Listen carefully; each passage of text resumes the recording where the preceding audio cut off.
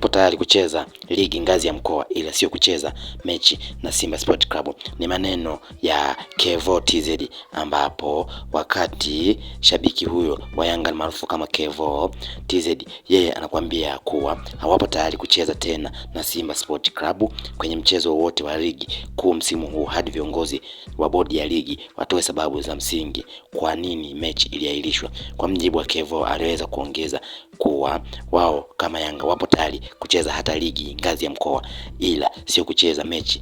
na Simba Sport Club kwa msimu huu hadi pale ambapo bodi ya ligi itaweza kutoa sababu ambazo zilifanya akairisha mechi hiyo, ambapo anadai kwamba Yanga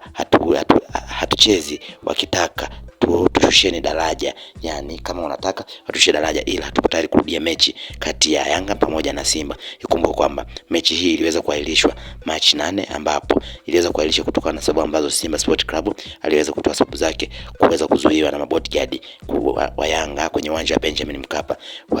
wakashindwa kufanya mazoezi, na ndipo ambapo Simba wakatoa taarifa kwa bodi ya ligi kwamba hawatapeleka kikosi uwanjani na mechi hiyo haitapigwa, na ndipo ambapo taarifa ikaweza kutoka na bodi ya ligi kwamba mechi hiyo imeahirishwa, na ndipo ambapo Yanga wao wakaweza kupeleka